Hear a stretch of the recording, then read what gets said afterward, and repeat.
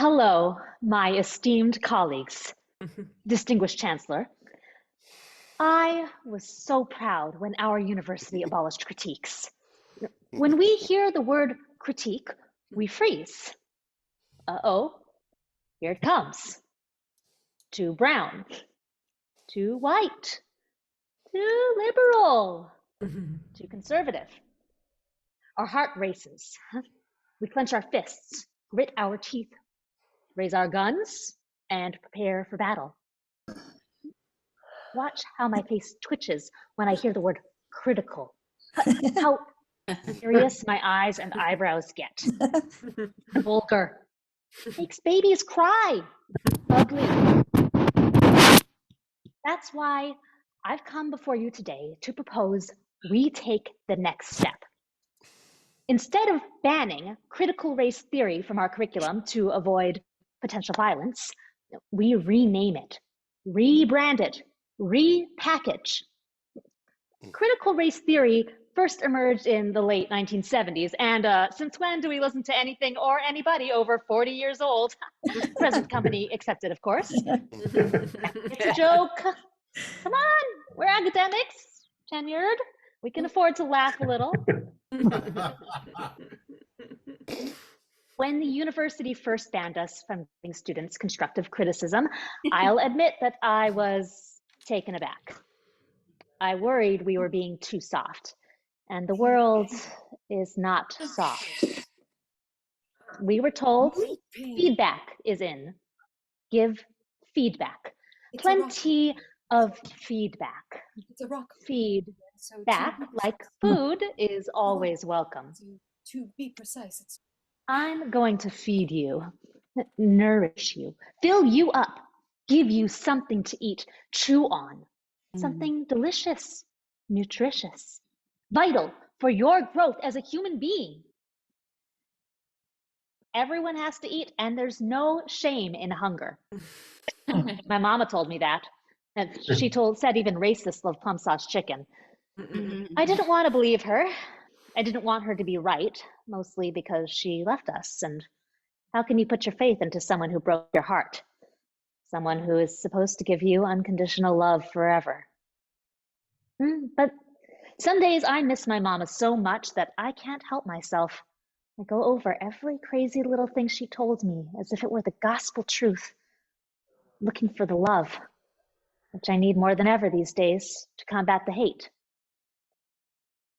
I can't tell you how many times someone has called me a racial epithet, accused me of ruining their life, threatened to beat me up, and ordered me to go back where I came from. Usually, I try not to make waves. I just suck it up and try to swallow the fury. I know, it's not a good look either. But if I can run away from the situation, I do. You can't run when it's your neighbors, though. Your next door neighbors. Yeah. I wanted to move, but I checked real estate prices. I can't move. I want them to move. So I thought about my mom, what she would do or say, and the first word that came to my mind was torture. My mom would torture them with her cooking. Oh, yeah. You know how far an intoxicating aroma can travel? My friends and social media following don't call me the sensuous gourmet for nothing. I learned the hard way. Studio executives who can't be bothered to return my calls, if they see a photograph of my Meyer lemon blueberry tart, or my whole roasted branzino with blood oranges, they don't hesitate to reach out and ask, hey, how can I get some of that? Well, sir. It was almost always a sir. It'll cost you a meeting. Yeah, all this time I wasted sitting in traffic rehearsing my pitch. So, because I despise thing one and thing two, the names I gave my next door neighbors, I know I have to pull out all the stops. make my greatest hits. Full on torture.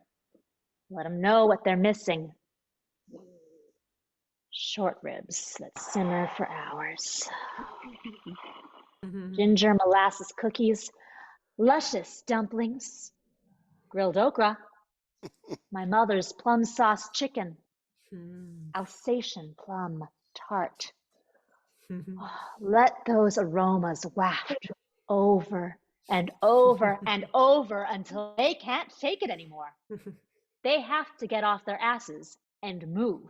I worked with my other neighbors. The whole block knows my name.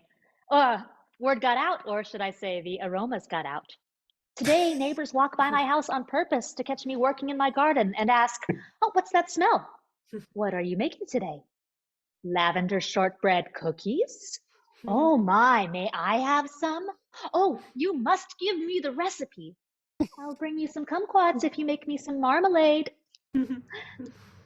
Yeah, sadly, we don't all see eye to eye on a political issue, but we see stomach to stomach, and that's a start.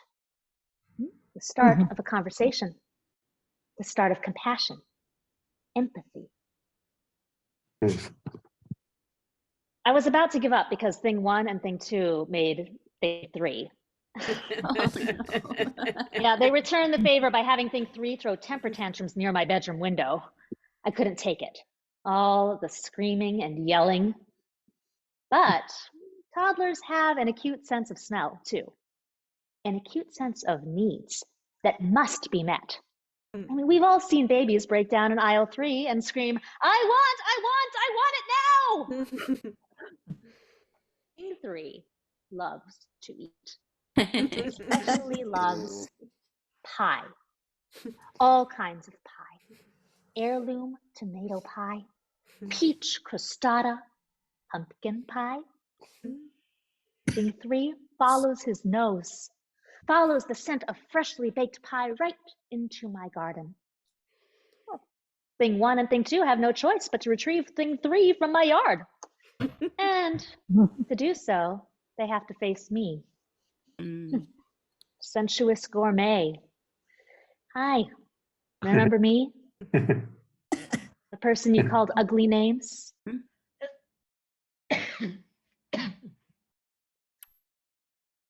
That's when I had my epiphany. My mom was wrong about the plum sauce chicken being the be-all and end-all. But she was right about one thing. When you feed people, you bond. It's very bad manners to be angry at someone when your mouth is full. It's hard to be angry when someone goes to the trouble of cooking something delicious for you, especially if they serve you a freshly baked pie with flaky buttery crust, luscious filling. That's why I want to propose we rename critical race theory to whole pie theory. Please, I know it sounds crazy, crazy Asian lady, like I haven't heard that before. Please, hear me out. When you say pie, your eyes light up. What kind? Banana cream? Key lime? Boysenberry? Your lips part, you're open, ready to receive nourishment, ready to share. Pies are round and inclusive. Nobody can eat the whole thing, but everyone wants a slice of pie, which is why it's critical. There should always be enough pie. Just to prove it, I've brought 24 homemade pies for the faculty to enjoy. Together. Yes.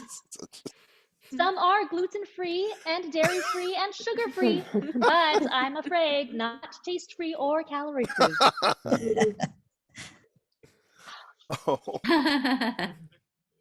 With every bite, I ask you to think about it. Savor it. Whole pie theory.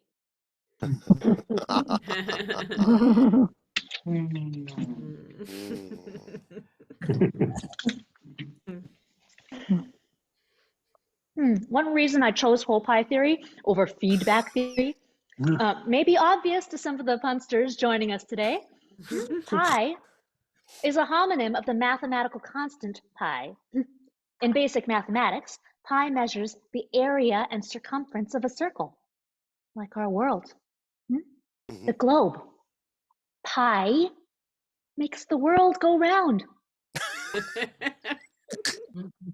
Pi goes on forever, and hopefully the human race will too if we do the right thing and act now. Fingers crossed. Anyhow, the fact that pi goes on forever serves as a metaphor and stark reminder that we must add to the curriculum as we evolve, as we uncover more narratives that have been omitted and misrepresented. Pi is transcendental. We need to transcend who we were, who we are, so we can live. Transcend our past so we can rewrite our future before it's too late. We all belong to the same circle of life. Let's grow old together. Put an end to these mass shootings and hate crimes. The next life you save could be yours and mine. Whole pie theory signals to the world and our student body that we understand that we don't have all the answers today, but we don't want another history to repeat itself. I implore you to dig in, act fast.